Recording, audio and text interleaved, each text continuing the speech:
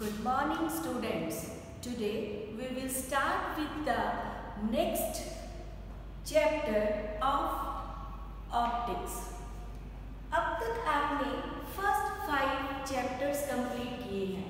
First 5 units में हमने इलेक्ट्रोस्टैट्स charge के बारे में पढ़ा, चार्ज एट रेस्ट के बारे में पढ़ा, चार्ज इन मोशन के बारे में पढ़ा, मैग्नेटिक इफेक्ट्स के बारे में पढ़ा। उसके बाद हमने EMI एंड इलेक्ट्रोमैग्नेटिक इंडक्शन पढ़ा। अब हम नेक्स्ट यूनिट शुरू करेंगे, वो है आपका ऑप्टिक्स। ठीक है, ऑप्टिक्स क्या है? Optics is that branch of physics which deals with the study of light. Optics is that branch of physics which deals with the study of light, which is divided into 2 categories. One is ray optics and other is wave optics. Ray optics का मतलब है light travel in the form of ray, and wave optics का मतलब है light travel in the form of wave. तो कुछ ऐसे light के फिनोमिनाज हैं वो हम तभी एक्सप्लेन कर सकते हैं जब हम ये मान लें कि light in the form of रे ही ट्रैवल करती है, और कुछ ऐसे फिनोमिनाज हैं जो हम ये मान लें लाइट वेव की फॉर्म में ट्रैवल करती है। जब हम ये मानेंगे कि लाइट रे की फॉर्म में ट्रैवल करती है, so these phenomena we can explain. We can explain refraction, we can explain dispersion, and we can explain optical instruments like microscopes and telescopes. But when we assume the light travel in the form of wave, what we can explain? We can explain interference, diffraction, and polarization. One more topic is reflection, जो अब आपके syllabus से इस साल के लिए cut गया है। ठीक है, इसी तरह पोलराइजेशन भी आपके सिलेबस से डिलीट हो गया है। ठीक है, तो इसको हम थोड़ा सा जहाँ जहाँ हमें लाइट में ज़रूरत पड़ेगी स्फेरिकल मिरर्स की, स्फेरिकल सरफेसेस की, वो हम साथ साथ कवर करेंगे, और पोलराइजेशन का भी जितना हमें ज़रूरत होगी वो हम डिस्कस करेंगे। ठीक है, तो now we start with the first topic of the light, that is ray optics.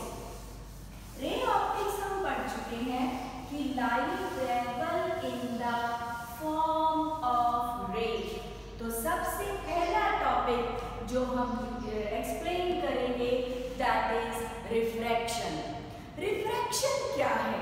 पहले लिखिए, refraction is the phenomena of change in the path of light when it goes from one medium to another. क्या मतलब है इसका? ये आपके पास एक surface है। ठीक है, इस एक सरफेस ने दो मीडियम को अलग कर दिया है। Suppose one is air, other is glass. Similarly, one is air and other is glass. ये सरफेस है आपका। जब कोई ray of light, what is exactly the refraction? जब एक रे ऑफ लाइट, ये आपका नॉर्मल है, जब एक रे ऑफ लाइट एक मीडियम से दूसरे मीडियम में जाती है, तो ये अपने सरफेस, अपने पाथ से डेविएट हो जाती है। क्या मतलब है? इस लाइट को इस डायरेक्शन में जाना था, पर अब ये इस डायरेक्शन में जा रही है। तो this change in the path due to the change in medium is known as refraction of light. तो एक मीडियम एयर है, एक ग्लास है। ठीक है, तो अगर हम इन दोनों मीडियम को कंपैरेटिवली स्टडी करें तो this medium is rarer and this medium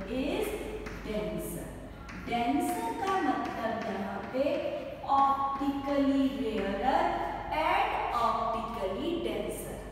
अगर कोई मीडियम ऑप्टिकली रेयरर है तो वहां पे वेलोसिटी ऑफ लाइट ज्यादा होगी, और जहां पे मीडियम ऑप्टिकली डेंसर है वहां वेलोसिटी कम होगी।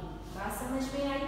तो ये आपका ऑप्टिकली रेयरर है, ये आपका ऑप्टिकली डेंसर है।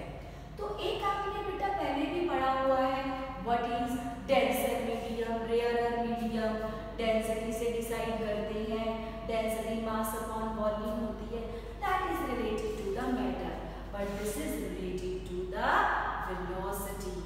तो यहाँ पे आप अगर कोई एयर मीडियम लेते हो वहां पे वेलोसिटी ऑफ लाइट आप सी लोगे, ठीक है। अब ऐसा भी हो सकता है कि आपकी रे ऑफ लाइट ग्लास से एयर में चली जाए, मतलब डेंसर मीडियम से रेयरर मीडियम में चली जाए। तो जब आपकी रे ऑफ लाइट डेंसर से रेयरर मीडियम में जाती है तो भी अपने पाथ से डेविएट हो जाती है। ये एंगल आई है angle of incidence, angle of refraction. Similarly angle of incidence, angle of refraction. तो जब भी चाहे एक मीडियम से दूसरे मीडियम में लाइट जाती है तो अपने पाथ से डेविएट हो जाती है। ये जो डेविएशन है तो आप कहोगे दिस डेविएशन का कॉज क्या है? That is change in the speed of light. वो आपको पता है रेयरर मीडियम में ज्यादा और डेंसर मीडियम में कम होती है, ठीक है। अब आपके पास ये आपकी है इंसिडेंट रे, ये है बेटा रिफ्रैक्टेड रे। Incident ray and second is refracted ray and this is normal, ठीक है। तो आप कहोगे sin of I upon sin of R। तो अब हम पढ़ेंगे laws of refraction। What are the laws of refraction? Laws of refraction पहला तो आपको पता है incident ray, refracted ray and normal all lie in same plane. दूसरा क्या है? The ratio of sine of angle of incidence to the ratio of sine of angle of refraction is always constant. आपने tenth में भी अच्छे से पढ़ा हुआ है। This law is known as Snell's law, and this constant is known as refractive index. This constant is known as refractive index. तो आप लिखोगे कैसे? आप कैसे लिखोगे? ध्यान से देखो, ray is going from air to glass, तो आप लिखोगे AUG. Refractive index is mu. Air to glass, that is equal to air में बनने वाला एंगल ऊपर और ग्लास में बनने वाला एंगल नीचे। तो this constant is known as AUG, ठीक है। तो this is called refractive index। तो laws of refraction दो हैं। पहला incident ray, refracted ray and normal are lie in same plane. Third, ratio of sine of angle of incidence to the sine of angle of refraction is constant. This constant is known as refractive index. तो ये था आपका what is the meaning of exactly refraction, क्या होता है, angle of incidence क्या है, angle of refraction क्या है, and how they are related to the refractive index. तो refractive index basically क्या है? Refractive index is a pure number. इसका कोई यूनिट नहीं होता, क्या बताता है? हमें बताता है whether the medium is optically rarer or denser. अगर किसी का रिफ्रैक्टिव इंडेक्स ज्यादा है तो वो डेंसर मीडियम है, अगर किसी का रिफ्रैक्टिव इंडेक्स कम है तो वो रेयरर मीडियम है। जैसे डायमंड का रिफ्रैक्टिव इंडेक्स 2.42 है, ग्लास का रिफ्रैक्टिव इंडेक्स 1.5 है, तो diamond is denser as compare to glass. But air का रिफ्रैक्टिव इंडेक्स 1 है, तो air is rarer as compare to glass. तो ये जो डेंसर और रेयरर है दे आर रिलेटिव। कई बार तो क्या होता है, आपका मीडियम एयर है तो ग्लास इज डेंसर, पर अगर मीडियम डायमंड है देन ग्लास इज रेयरर। तो दीज टर्म्स आर रिलेटिव, कभी ऑप्टिकली डेंसर और कभी ऑप्टिकली रेयरर। तो इसका मतलब ये हुआ कि ये जो रिफ्रैक्टिव इंडेक्स है ये एक प्योर नंबर है जो हमें बताता है मीडियम रेयरर है या डेंसर। पर ये रिफ्रैक्टिव इंडेक्स दो तरह के होते हैं। These refractive index are of two types. कौन-कौन से? सबसे पहले absolute refractive index, दूसरा relative। Absolute क्या होता है? अगर दोनों मीडियम में से एक मीडियम एयर हो तो absolute refractive index। अगर दोनों मीडियम में से एक भी मीडियम एयर नहीं है, एक आपका सपोज ग्लास है और दूसरा डायमंड है, तब आप कहोगे रिलेटिव रिफ्रैक्टिव इंडेक्स। तो एब्सोल्यूट रिफ्रैक्टिव है, दोनों की वैल्यूज ही प्योर बेटा, दोनों ही प्योर नंबर है, और one of the medium is air means absolute refractive index and one medium is not air out of two, then it will be a relative refractive index. तो what is refractive index क्या होता है, इसका क्या types है, and what is the cause of refraction? हम पहले भी पढ़ चुके हैं। जब कोई लाइट एक मीडियम से दूसरे मीडियम में जाती है तो अपने पाथ से डेविएट कर जाती है। ये डेविएशन क्यों होता है? क्योंकि दोनों मीडियम में स्पीड ऑफ लाइट अलग होती है। ठीक है, इसमें एक बात और याद करने की है, हमेशा ये एंगल ऑफ इंसिडेंस है, ये एंगल ऑफ रिफ्रैक्शन है। जो एंगल डेंसर मीडियम में बनता है वो हमेशा छोटा होता है। तो अगर यहाँ पे देखोगे R एंगल इज स्मॉलर, यहाँ पे देखोगे I एंगल इज स्मॉलर। तो जो भी एंगल डेंसर मीडियम में बनता है बेटा वो हमेशा छोटा होता है। ठीक है, तो what is refraction, what are the laws of refraction, what is the cause of refraction, तो ये बेसिक टर्मिनोलॉजी थी जो आपने रिफ्रैक्शन के बारे में पढ़ी। अब एक इम्पॉर्टेंट बात जिस पे कई बार क्वेश्चन आता है, जब एक लाइट एक मीडियम से दूसरे मीडियम में जाती है तो कौन कौन सी क्वांटिटीज सेम होती हैं और कौन कौन सी क्वांटिटीज चेंज हो जाती हैं, ये आपको याद करना है। जब आप एक मीडियम से दूसरे मीडियम में जाते हो फ्रीक्वेंसी और फेज दोनों के दोनों सेम रहते हैं, वेलोसिटी एंड वेवलेंथ चेंज हो जाता है।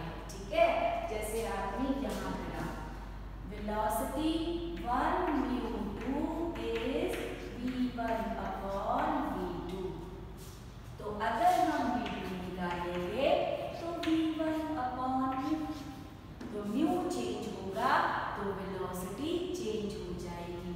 इसी तरह λ2 इज λ1 अपॉन v। तो वेवलेंथ और वेलोसिटी, इस पे न्यूमेरिकल ना बहुत ज़्यादा बोर्ड एग्जाम में आता है कि एक आपके पास अपरेटस है, उसमें इतनी वेवलेंथ यूज़ कर रहे हैं, उसको आपने पानी में डुबो दिया, नई वेवलेंथ क्या बनेगी, तो उसमें पानी का पे लिख दोगे। ठीक है, तो इस तरह के क्वेश्चन भी एग्जाम में आते हैं। अब आपके पास नेक्स्ट है refraction through a rectangular slab. Now next is refraction through a rectangular slab. Refraction through a rectangular slab, ये आप बिल्कुल उसी तरह करोगे जैसे आपने स्नेल्स लॉ अप्लाई किया है। तो next is refraction through a rectangular slab. Refraction through a rectangular slab. Rectangular slab. Next article है आपका refraction through a rectangular slab. ये आपके पास एक कंपाउंड स्लैब है। ये आपके पास एक स्लैब है ABCD। ठीक है बेटा, ये आपका है नॉर्मल, ये है एंगल ऑफ इंसिडेंस आई। ये एयर है, ये ग्लास है, ये एयर। ठीक है बेटा, तो rays going from air to glass suppose, तो आप क्या कहोगे, ये आपका रेयरर मीडियम है, ये डेंसर है, ये रेयरर है, it went towards the normal. ये आ गया एंगल ऑफ आर। ये आपका ओरिजिनल पाथ था। ठीक है, ये एंगल हो गया डेल्टा। ठीक है, अब आपने क्या किया, यहाँ पे नॉर्मल ड्रॉ कर दिया अगले सरफेस पे। ये R1, ये R2 और ये एंगल हो गया आपका सपोज E। ठीक है, इस रे को आगे बढ़ाओ। ठीक, इसका नाम रखो L, इसका नाम रखो M, इसका नाम रखो M, इसका नाम रखो L डैश। ठीक है, यहां से एक परपेंडिकुलर ड्रॉ कर दो बेटा, जिसका नाम रखो N डैश। समझ आया भाई आपको? ये था आपका जो आपने 10th में भी पढ़ा हुआ है। हम इस आर्टिकल में क्या निकालेंगे, हम इस आर्टिकल में एक रिलेशन एस्टैब्लिश करेंगे। ये आपने पढ़ा हुआ है कि इंसिडेंट रे, ये है एमर्जेंट रे, ये है आपका नॉर्मल, और ये है बेटा आपका रिफ्रैक्टिव रे। आपने बताना है angle I is equal to angle E, मतलब incident ray is parallel to the emergent ray. बात समझ में आ गई? तो आप कैसे करोगे, आप कहोगे सबसे पहले आप incident ray refraction through AB surface apply Snell's law, apply Snell's law. तो कैसे करोगे, आप कहोगे sine I upon sine R1 is equal to A mu G, that is mu G by mu T। बोलते क्या है, refractive index of glass with respect to air. तो mu G ऊपर म्यू A नीचे, इसको ऐसे भी लिखा जाता है। ठीक है, अब आपके पास next is refraction through surface C, फिर अप्लाई स्नेल्स लॉ। फिर आप क्या कहोगे, ray is going from glass to air, तो आप कहोगे sine R1 upon sine E is equal to G mu A। बात समझ आ गई? अब आप क्या करोगे, इसी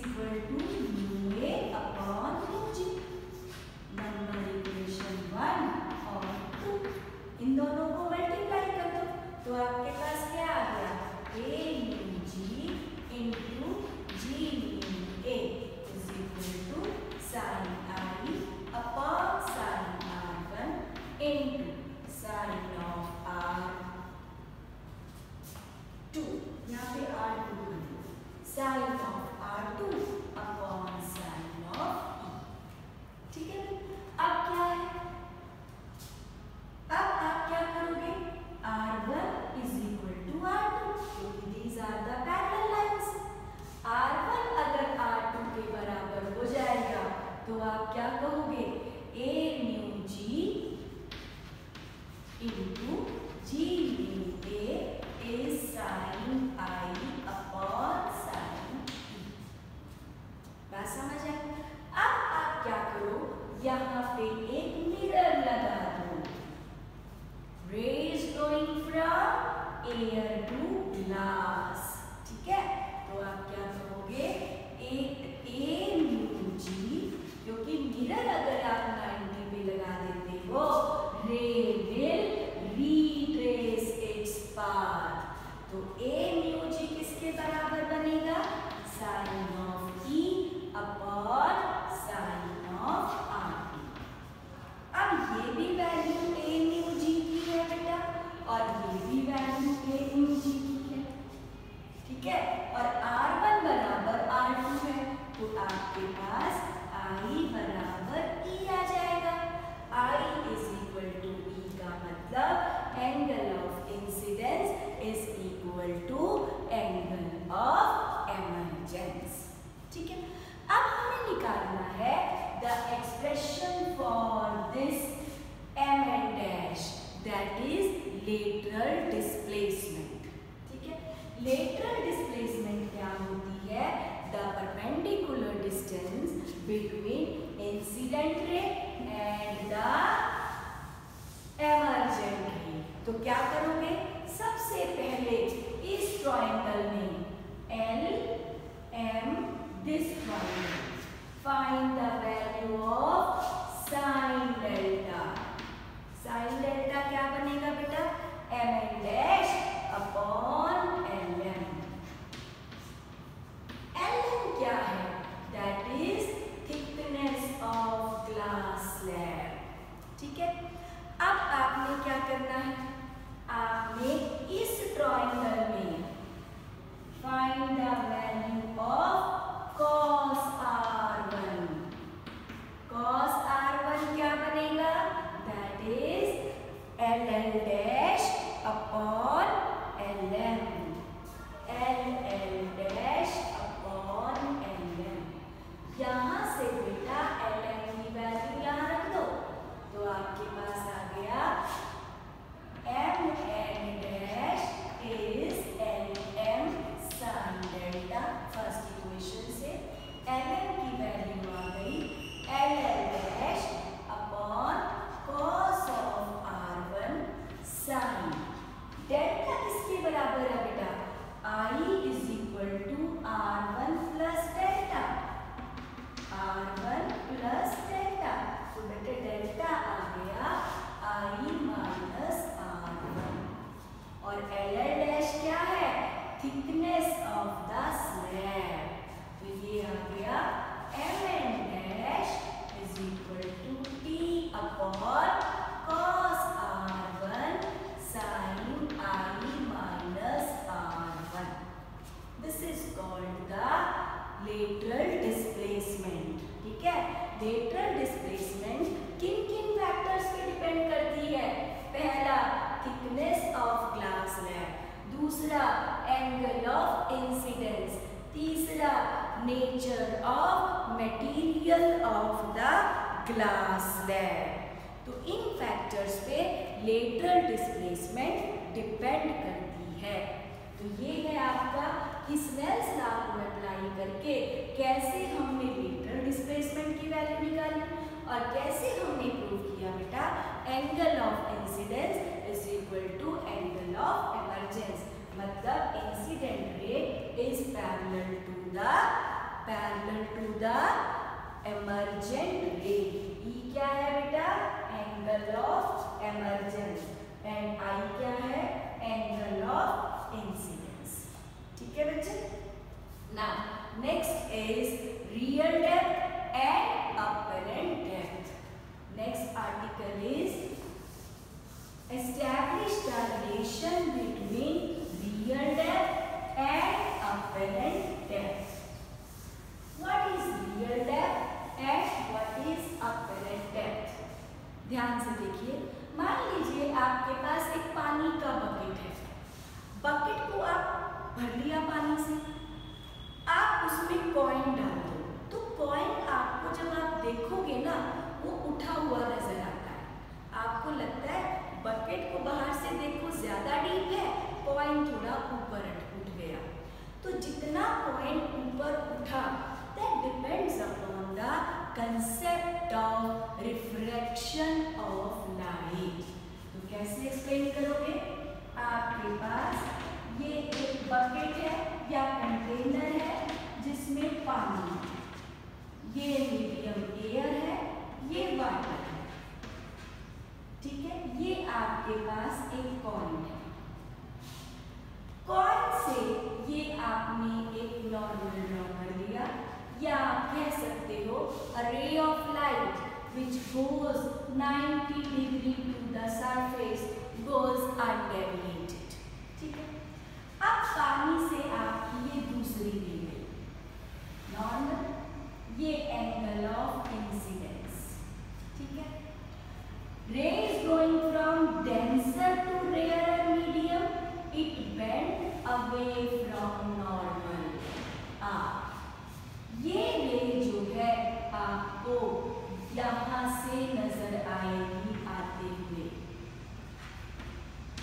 ठीक है, मतलब जो पॉइंट यहाँ था रिफ्रैक्शन की वजह से वो पॉइंट यहाँ नजर आएगा।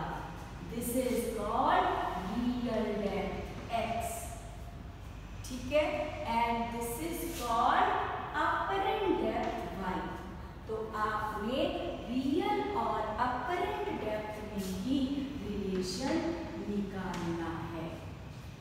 तो आप सबसे पहले ड्राइंग करोगे बेटा a डैश, इसको मान लो m, a डैश m। यहाँ पे आप साइन i की वैल्यू निकालोगे, फिर आप ड्राइंग करोगे i a dash m, i a dash m, sine r की वैल्यू निकालोगे। तो पहले ट्रायंगल में आपके पास साइन i की वैल्यू आएगी, that is a dash m upon perpendicular upon base, that is am, a dash m upon am। अब आप साइन r की वैल्यू निकालोगे, a dash m upon im। ठीक है, अब रिफ्रैक्टिव इंडेक्स क्या बनेगा? Rays flowing from water to air, that is sign i upon sine r, या a mu w, that is sine r upon sine i। तो a mu w sine r की value, फिर आप sign i की value रखोगे, तो आपके पास क्या आएगा? Sine r a dash m बेटा upon im divided by a dash m upon am। ये काटो, तो ये आपके पास आ गया a mu w is am upon im, that is x upon y, that is real depth upon apparent depth, a mu w। This is the relation between refractive index, real depth and apparent depth, कि कैसे आपको coin अब उसकी वजह से यहाँ से यहाँ दिखाई देता है। तो आप कहोगे mu is equal to real depth upon refraction क्या है, कॉज क्या है, रिफ्रैक्शन थ्रू कंपाउंड स्लैब क्या है, and what is the relation between real depth and apparent depth. ठीक है, आगे हम पढ़ेंगे refraction through the compound slab and applications of the refraction. इसमें आपने पहले भी पढ़ा हुआ है, सनसेट पढ़ा हुआ है, सनराइज के टाइम सनराइज 2 मिनट लेट क्यों होता है, टोटल इंटरनल रिफ्लेक्शन वो भी शायद आपने कहीं ना कहीं थोड़ा पता रहे, and what are the applications of total internal reflection. फिर हम पढ़ेंगे स्फेरिकल मिरर्स, जो आपने स्फेरिकल मिरर्स कब करने हैं, स्फेरिकल मिरर्स से पहले हम स्फेरिकल मिरर्स की कुछ बेसिक टर्म्स भी पढ़ेंगे। ठीक है बेटा, तो हैव अ नाइस डे। ये आपका नया चैप्टर, नया आर्टिकल शुरू हो गया है सेकेंड यूनिट सेकेंड टर्म का।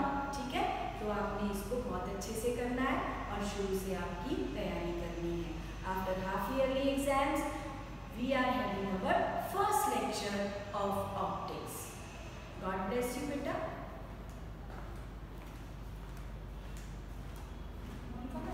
अपने स्कूल के टाइम के बच्चों की जो डीएमसी होती थी जब आती है ओरिजिनल, तो वो भी लगाते हैं फॉर्म के साथ। अच्छा, वो कौन लगाता है? हम एडमिशन वाले ही।